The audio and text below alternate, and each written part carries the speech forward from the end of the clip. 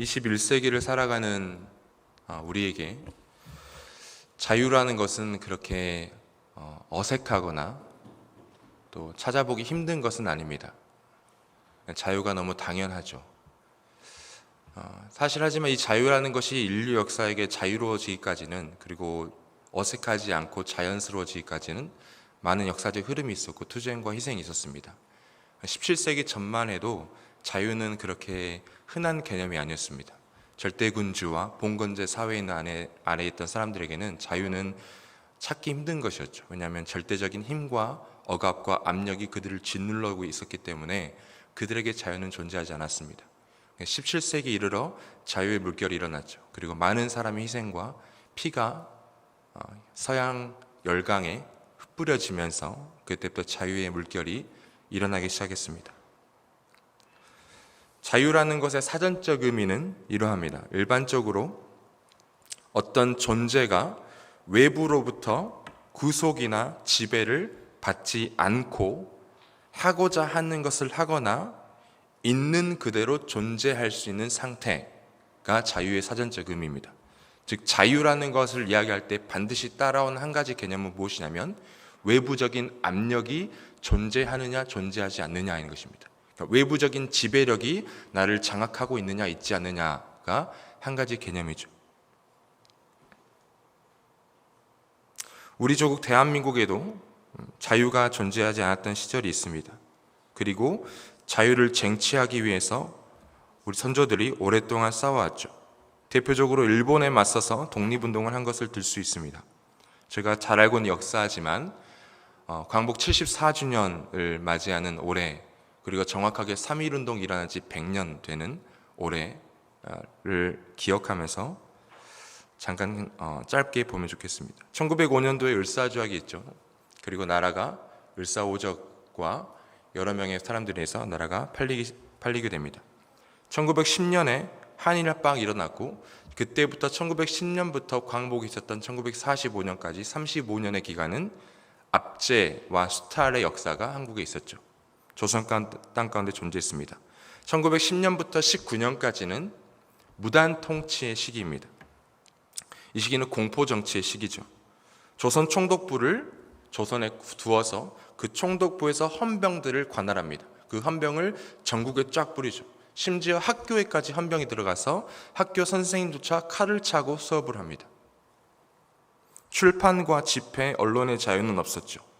심지어 일본은 조선의 토지를 몰수하기 시작합니다. 이때가 일기 박해 시대죠. 무단 통치.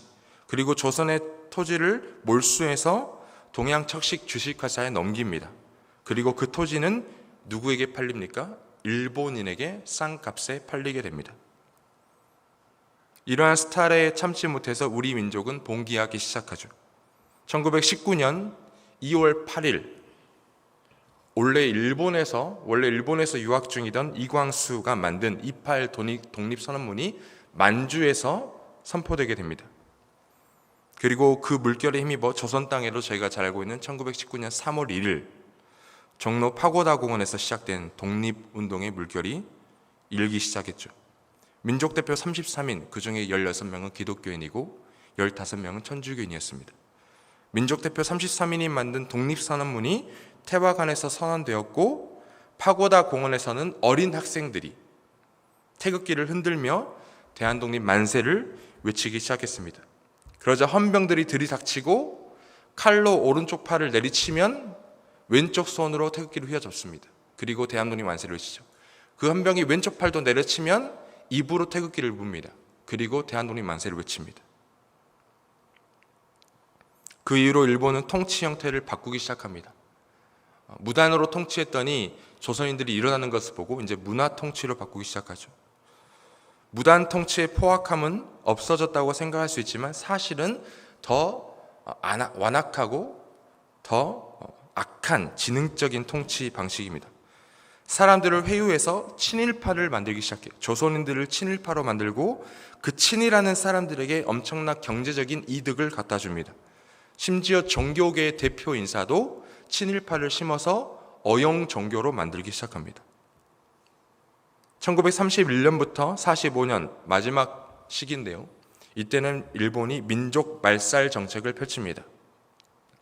이 시기에 일어난 만주사변, 진주만 습격. 일본이 그때는 패권국가 제국에 대한 꿈을 꿨기 때문에 단순히 조선만 침략한 것이 아니라 만주사변, 중국까지 넘봅니다. 그리고 그것에 그치지 않고 41년도에는 진주만을 습격하죠. 미국까지 넘보게 됩니다. 이때 일본이 그 전쟁을 일으키기 위해서 무엇을 하죠? 제가 잘 알고 있는 강제징용. 요즘 한국에서 많이 뜨겁죠. 강제징용이 일어납니다. 조선인들을 데리고 와서 그 전투에 투입하죠. 그리고 또 어떤 일이 있습니까?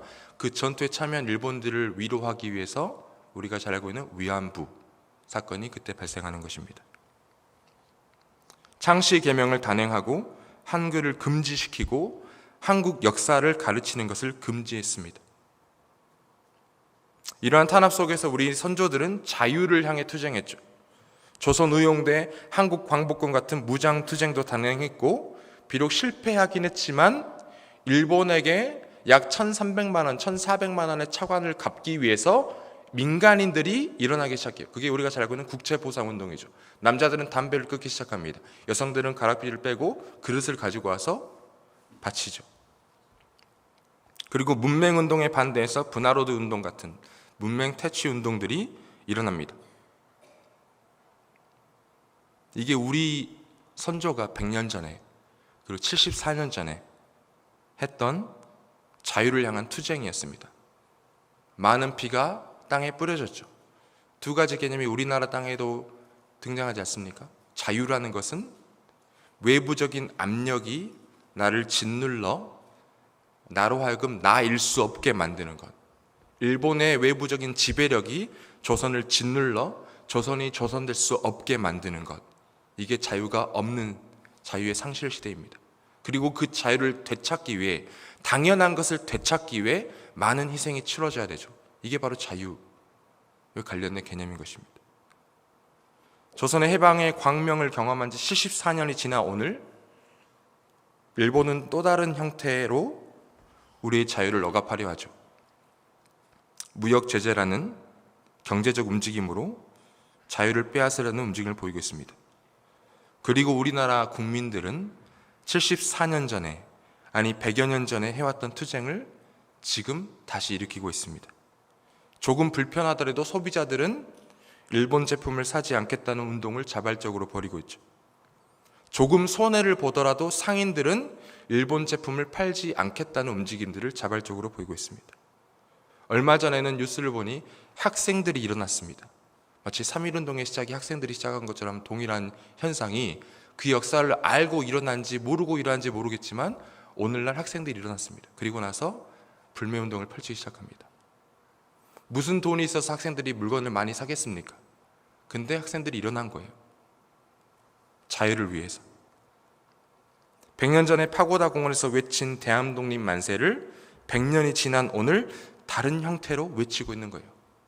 그 역시 대한독립 만세라고 저는 생각합니다.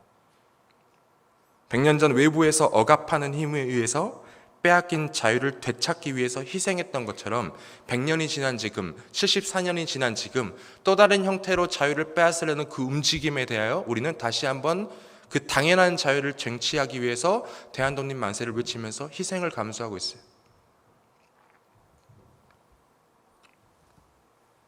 정치적, 경제적 자유와 동일하게 그리스도인들에게 누려야 할 당연한 자유가 또 있습니다. 그것은 바로 영적인 자유이죠. 그리스도인들이 누리는 자유는 무엇입니까? 그것은 바로 죄로부터의 자유인 것입니다. 오늘 본문의 사도 바울이 선포하죠. 그러므로 이제 그리스도 예수 안에 있는 자에게는 결코 정죄함이 없나니 이는 그리스도 예수 안에 있는 생명의 성령의 법이 죄와 사망의 법에서 너를 해방하였습니다. 제가 서두에 말씀드렸던 자유에 대한 개념, 외부적인 압력이 나를 짓눌러 나를 나일 수 없게 만드는 그 개념이 사실은 이 영적인 원리 안에 등장합니다. 오늘 읽은 말씀을 자세히 보면 두 가지의 체계, 두 가지의 법, 두 가지의 파워가 존재해요. 생명의 성령의 법, 등장하고요. 죄와 사망의 법이 등장합니다. 그리고 5절, 6절을 보면 육신을 따른 자는 육신의 일, 영을 따른 자는 영의 일을 생각한다 기록되어 있습니다. 6절에 육신의 생각은 사망이고 영의 생각은 생명과 평안이다. 즉 생명의 성령의 법 그리고 죄와 사망의 법, 이 두 가지의 지배 체계, 두 가지의 법이 존재하고 그것과 상응하여 육신과 영이라는 두 가지의 존재가 등장합니다. 즉 이것은 지배 체계인 거예요. 사랑하는 성도님들, 죄를 단순히 도덕적, 윤리적 행위라고만 본다면 우리는 죄를 굉장히 과소평가하고 있습니다. 죄는 단순히 도덕적이고 윤리적인 행위가 아니에요. 죄는 지배 체계입니다. 로마서 안에서 사도 바울은 지속적으로 이것을 강조하며 이야기하고 있어요. 로마서 1장을 보면 1장 24절, 26절, 28절 세 번에 걸쳐서 사도 바울이 이야기한 것이 있습니다. 내버려 두사. 하나님께서 그들을 내버려 두사. 어디에 내버려 두죠? 정욕대로 더러움에 내버려 두고 부끄러운 욕심에 내버려 두고 상실한 마음대로 내버려 둡니다. 그 내버려 둠의 결과는 로마서 1장 29절부터 31절에 기록되어 있는데요. 이렇게 말씀합니다. 모든 불의, 추악, 탐욕, 악의가 가득한 자요, 능욕하는 자요, 교만한 자요, 자랑하는 자요, 악을 도모하는 자요, 무정한 자요, 거역하는 자요, 우매한 자요, 배약하는 자요, 무정한 자요, 무자비한 자니라. 즉 내버려 둠, 하나님의 지배와 하나님의 통치와 하나님의 간섭이 한 개인을 떠나자 그 개인 안에서 필연적으로 발생할 수밖에 없는 결과는 죄입니다. 왜냐하면 하나님의 지배 체계가 떠난 그 한 개인에게는 죄의 지배만이 존재하기 때문입니다. 하나님의 은혜의 간섭이 없는 순간, 하나님의 지배력이 그 한 사람에게서 떠나가는 순간 그 사람은 죄의 지배를 당하는 거예요. 죄는 단순히 도덕적이고 윤리적인 행동 양식이 아닙니다. 죄는 지배 체계예요.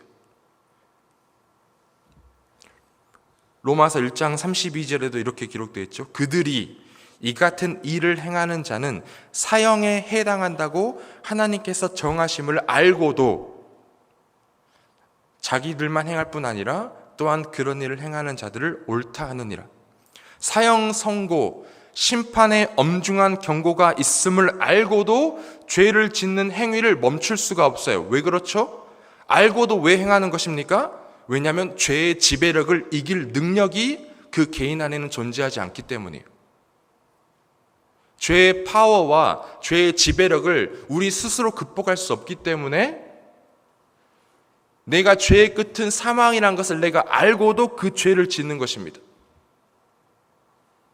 완전히 지배당하고 있기 때문이죠. 로마서 3장 9절 사도 바울이 이야기하죠. 유대인이나 헬라인이나 다 어디 아래에 있다고 합니까? 죄 아래에 있다. 죄의 영향력 아래에 있고 죄의 지배력 아래에 있고 죄의 능력과 파워 아래에 있는 것입니다. 로마서 5장에 보면 분명하게 나타나는데요. 로마서 5장 12절을 보시면 이렇게 기록됐습니다. 그러므로 한 사람으로 말미암아 죄가 세상에 들어오고 죄로 말미암아 사망이 들어왔나니 이와 같이 모든 사람이 죄를 지었으므로 사망이 모든 사람에게 이르렀느니라. 14절을 보면 그러나 아담으로부터 모세까지 아담의 범죄와 같은 죄를 짓지 아니한 자들까지도 사망이 무슨 노릇한다고요? 왕 노릇하는 거예요. 죄와 사망의 법이 지배력을 갖는 것입니다. 왕 노릇하는 거예요. 그 사람을 사로잡아 버립니다. 선과 악을 알게 하는 나무의 열매를 따먹는 것은, 아담이 그 열매를 따먹은 것은 단순히 그 아담이 한번 실수하거나 도덕적으로 윤리적으로 잘못한 행위에 그치지 않습니다. 만약 그것이 한 사람의 한 개인의 도덕적인 잘못에 불과하다면 그 한 사람의 도덕적이고 윤리적인 잘못 때문에 온 인류가 죄악이라는 그 굴레에 속박된다는 해석은 조금 지나친 거예요. 아담이 선과 악을 알게 하는 나무의 열매를 먹은 것은 단순히 도덕적인 한 번의 실수가 아니라 죄의 세력과 죄의 지배 능력을 인류 안으로 받아들인 거예요. 그때부터 죄가 인류를 지배하기 시작한 것입니다. 5장 17절을 보더라도 이렇게 기록되어 있죠. 로마서 5장 17절 보시면 한 사람의 범죄로 말미암아 사망이 그 한 사람을 통하여 왕노릇 하였은즉 더욱 은혜와 의의 선물을 넘치게 받는 자들은 한 분 예수 그리스도를 통하여서 생명 안에서 왕노릇, 지배체계인 거예요. 한 사람으로 말미암아 죄가 왕노릇하고 또 다른 한 사람 말미암아 예수 그리스도를 말미암아 생명이 왕노릇하는 것입니다. 18절 그러문즉 한 범죄로 많은 사람이 정죄에 이르는 것 같이 한 의로운 행위로 말미암아 많은 사람이 의롭다 하심을 받아 생명에 이르느니라. 21절 이는 죄가 사망 안에서 또다시 왕노릇 한 것 같이 은혜도 또한 의로 말미암아 왕노릇 하는 거예요.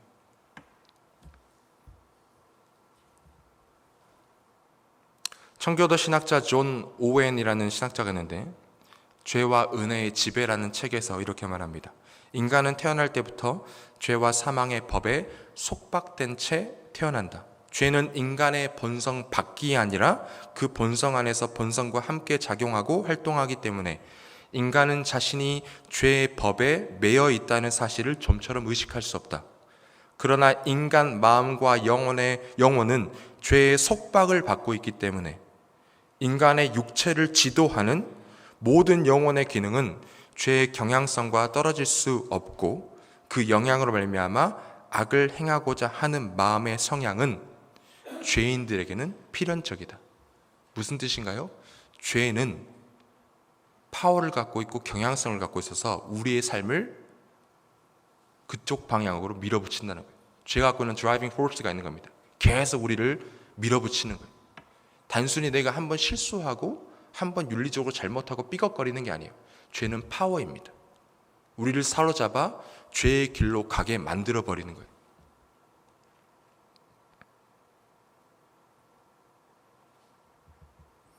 이 사실을 알고 애통한 사람이 바로 사도 바울이에요.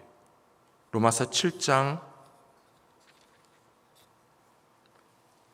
보면 7장 14절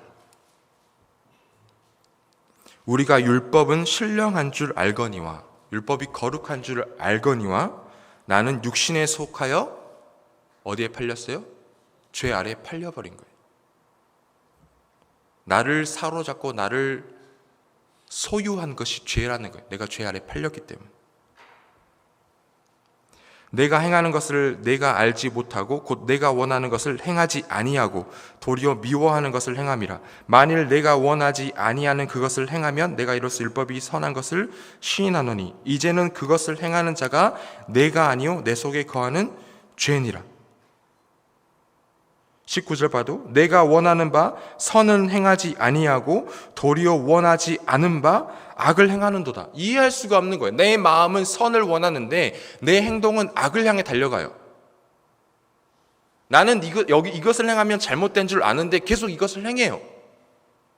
왜냐하면 나는 죄를 극복할 능력이 없기 때문이죠. 죄는 나를 지배하고 있기 때문인 것입니다. 22절에도 바울이 이야기하죠. 내 속사람으로는 하나님의 법을 즐거워하되 내 지체 속에 다른 한 법, 마음의 법과 싸워 내 지체 속에 있는 죄의 법으로 나를 사로잡아 버리는 거예요. 그래서 사도 바울이 이야기하죠. 24절 오호라 나는 곤고한 사람이로다. 이 사망의 몸에서 누가 나를 건져내랴.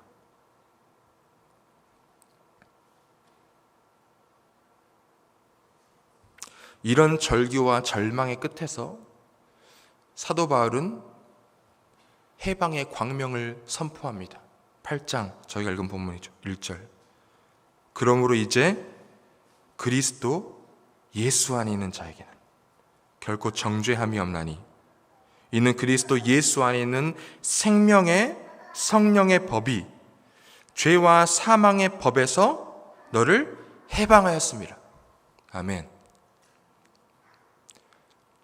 옛 자아 속에 묶여서 죄의 굴레 안에 살았던 나의 옛 자아는 죄를 이겨낼 힘이 없어요. 죄의 지배력이 너무 강하기 때문에 나의 삶은 필연적으로 죄를 양산할 수밖에 없습니다. 그러나 이제 그리스도 안에 있는 자에게는 내 노력과 내 능력과 내 힘이 아니라 그리스도의 능력과 그리스도의 더 강한 파워와 지배력이 죄의 지배력을 물리치고 나를 사로잡아 나를 새 사람이 되게 만들기 때문에 그에게는 해방이 존재하는 것입니다. 죄로부터의 자유가 존재하는 것이.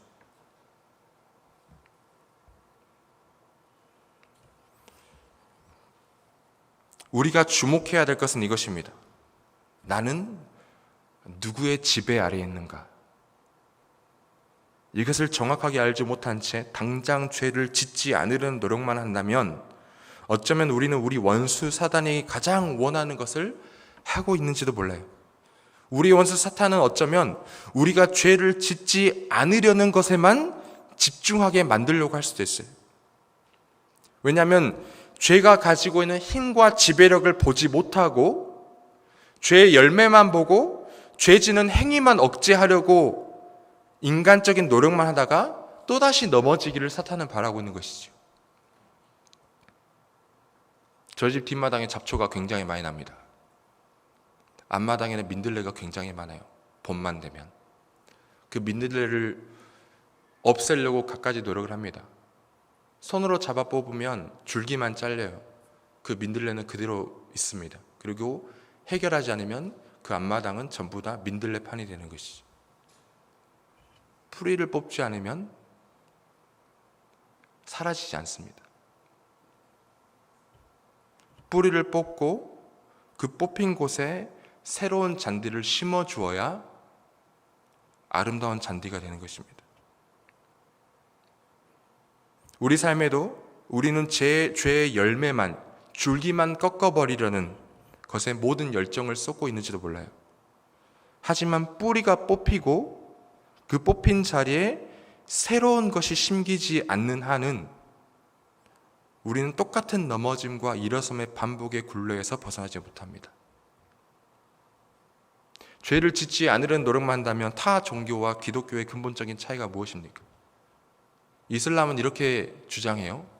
나의 선한 행실과 나의 악한 행실을 마지막 때의 저울에 놓아서 나의 선한 행실의 저울이 그 그릇의 무게가 내려가면 나는 구원을 받는다고 이야기해요. 가톨릭은 이렇게 이야기하죠. 그리스도의 구원의 능력과 나의 행실이 연합하여 나의 행위가 그리스도의 능력과 은혜에 더해져서 구원을 받는다. 신인 합력설을 이야기하죠. 불교는 이렇게 이야기하죠. 끊임없이 참선하고 수행하여 열반의 경지에 이르고 너가 부다가 되면 구원받는 거예요. 그래서 지속적으로 비워내고 포기하고 자기 자신을 남보다 더 나은 존재로 만들려고 노력합니다. 기독교의 구원론은 오늘 예수께서 우리에게 말씀하신 것은 지배 체계가 바뀌는 거예요. 내가 조금 더 노력하는 게 아니라, 내가 조금 더 힘을 내는 게 아니라 나를 지배하고 있던 죄의 지배력이 사라지고 그리스도의 지배력이 나를 덮는 것입니다. 이러한 구분이 없기 때문에 모든 종교는 동일하게 구원받는다는 이야기가 나오는 것이죠. 죄의 지배력을 능가하는 새로운 힘이 나의 삶에 들어올 때 그것이 참된 해방인 것입니다. 세상을 통치하는 세상의 신이 하나님의 능력 앞에서 완전히 산산조각나고 그 통치력과 지배력이 상실될 때에 우리에게 해방과 구원이 있는 것입니다. 그리고 오늘 사도 바울이 선포한 것처럼 우리는, 저와 여러분들은 그 지배력의 변화를 경험한 자들인 줄로 믿습니다. 그리스도의 생명의 성령의 법이 죄와 사망의 법에 있었던 우리를 자유케 하신 거예요. 더 이상 그 죄와 사망의 법은 우리에게 지배력을 갖지 못합니다. 왜냐하면 더 크고 강하신 그리스도의 생명의 성령의 법이 우리를 지배하기 때문이죠. 그리스도가 이미 우리 안에 있다면 우리는 이 해방과 자유를 경험한 자들입니다. 죄의 지배에서 의와 평강과 생명이 통치하는 하나님의 나라로 옮기움을 받은 거예요.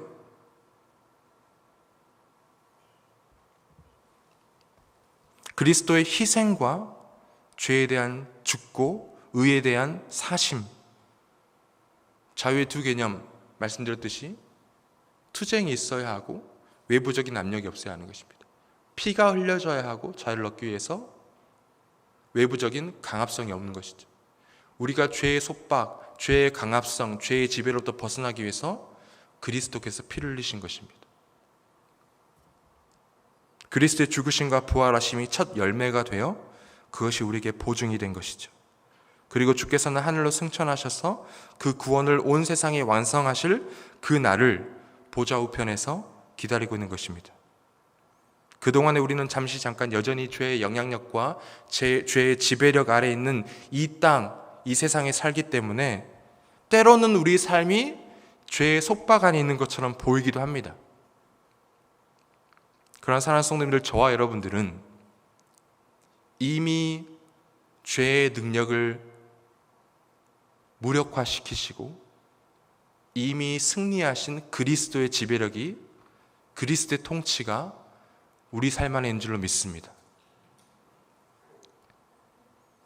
그러니 사랑하는 성도님들, 여러분들의 삶에 오늘의 모습으로 인해서 포기하거나 좌절하시지 마시기 바랍니다. 중요합니다. 여러분의 능력으로 죄의 지배에서 벗어난 적이 없으니, 그렇죠? 우리의 능력으로 우리가 죄의 지배에서 벗어난 적이 없으니 우리의 실패가 우리의 삶을 다시 죄의 지배 안으로 들어가게 하지 못하는 것입니다. 왜냐하면 우리 삶은 나에게 달린 것이 아니라 우리 삶은 그리스도께 달려있기 때문이죠. 하나님께서 그리스도 안에 이미 이루신 그 일, 그 보증을 붙들고 완성하실 그날을 기다리며 우리는 오늘을 살아야 하는 것입니다. 그것이 로마서 마지막 부분에 사도 바울이 선포하는 것, 구원의 기쁨과 구원의 확신이죠. 로마서 8장 마지막 부분을 보면 38절 39절에서도 사도 바울이 이렇게 이야기하죠. 내가 확신하노니 사망이나 생명이나 천사들이나 권세자들이나 현재일이나 장래일이나 능력이나 높음이나 깊음이나 다른 어떤 피조물이라도 우리를 우리 주 그리스도 예수 안에 있는 하나님의 사랑에서 끊을 수 없으리라. 더 이상 그런 능력이 존재하지 않다는 거예요. 왜냐하면 그리스도의 능력이 우리를 사로잡고 있기 때문인 것입니다. 다시 일제강점기로 돌아가서 보면 1919년 3월 1일 첫 자유를 향한 투쟁이 있었습니다. 대한독립 만세를 외쳤죠.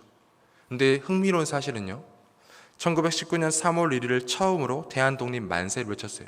대한독립이 이루어지지 않았던 때입니다. 독립이 올 것이라는 보장도 없었어요. 그런데 첫 투쟁 이후에도 1919년 이후에도 26년의 시간이 흘러야만 했습니다. 그리고 3.1운동 이후에 26년의 시간은 오히려 탄압이 더 심각해졌어요. 그런데 우리 선조들은 3월 1일 1919년도에 마치 그 독립을 이룬 것처럼 선포한 것이죠. 대한독립 만세. 26년의 시간 동안 계속 외친 것입니다. 대한독립 만세.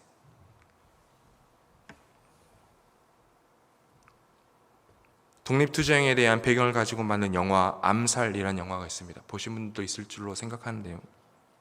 그 암살에서 실존 인물 남자현 열사를 모티브로 한 배우의 대사 중에 이런 대사가 있습니다.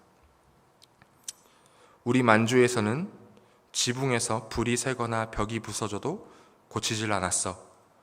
곧 독립이 되면 고향으로 돌아갈 텐데 뭐하러 고치겠어. 둘을 죽인다고 독립이 되냐고? 모르지. 그치만 알려줘야지. 우린 계속 싸우고 있다고. 독립이 언제 올지도 모르지만 계속 싸우지만 여전한 탄압과 억압은 좀처럼 줄어들지 않지만 그 시대의 자유를 위해서 투쟁했던 우리 선조들은 이런 마음으로 싸운 것 같습니다. 마치 독립이 올 것처럼 믿고 오늘 또 투쟁하는 거예요. 그리고 희생하는 것입니다. 심훈이라는 시인을 아실 것입니다. 그분이 지은 시 중에 가장 유명한 시가 있죠. 그날이 오면. 잠깐 읽어드리겠습니다. 심훈 이분도 독립투쟁을 하시던 분이시거든요. 그날이 오면은 삼각산이 일어나 더덩실 춤이라도 추고 한강물이 뒤집혀 용서슴 칠 그날이 이 목숨이 끊기기 전에 와 주기만 할 양이면 나는 밤하늘에 나는 까마귀와 같이 종로의 인경을 머리로 들이받아 올리오리다. 두개골은 깨어져 산산조각 나도 기뻐서 죽사옴에 오히려 무슨 한이 남으로이까. 그날이 와서 그날이 와서 육조 앞 넓은 길을 울며 뛰며 뒹굴어도 그래도 넘치는 기쁨에 가슴이 미어질 듯 하거든 드는 칼로 이 몸의 가죽이라도 벗겨서 커다란 북을 만들어 들쳐매고는 여러분의 행렬에 앞장을 서오리다. 우렁찬 그 소리를 한 번만이라도 듣기만 한다면 그 자리에 거꾸로 져도 눈을 감겠소이다. 식민지 시대에 지은 시이고 선포되지 못하고 해방이 온 이후에 소개된 시입니다. 근데 이 시 안에서 고스란히 이야기하죠. 올 그날을 바라보며 오늘을 투쟁하며 사는 거예요. 하물며 우리는 얼마나 더 확신 가운데, 더 큰 확신 가운데 이 땅을 살겠습니까? 오늘 사도 바울이 고백한 것처럼 우리는 이미 그리스도 예수께서 이루신 자유를 보장받은 자들로, 이미 죄의 지배에서 벗어난 자들로 오늘을 사는 것입니다. 그리고 나는 오늘 나의 실패에도 좌절하지 않을 수 있는 것은 그 어떤 것도 그리스도의 사랑에서 우리를 끊을 수 없다는 그 완전한 사실을 알기 때문에 그 완전한 구원과 자유가 이루어질 그날을 기다리며 오늘을 우리는 사는 것입니다.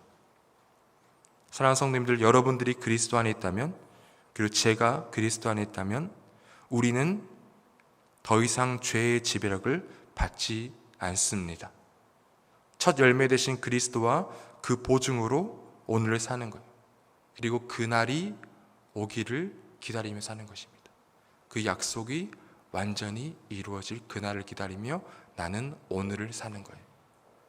여러분들의 오늘 하루의 삶이 이미 성취한 자유를 향한 투쟁이 되시길 소망하고, 이미 죄의 지배력이 상실된 하나님의 통치가 내 안에 이루어진 것을 선포하며 오늘을 살아가는 저와 여러분들의 삶이 되기를 주의 이름으로 축복합니다.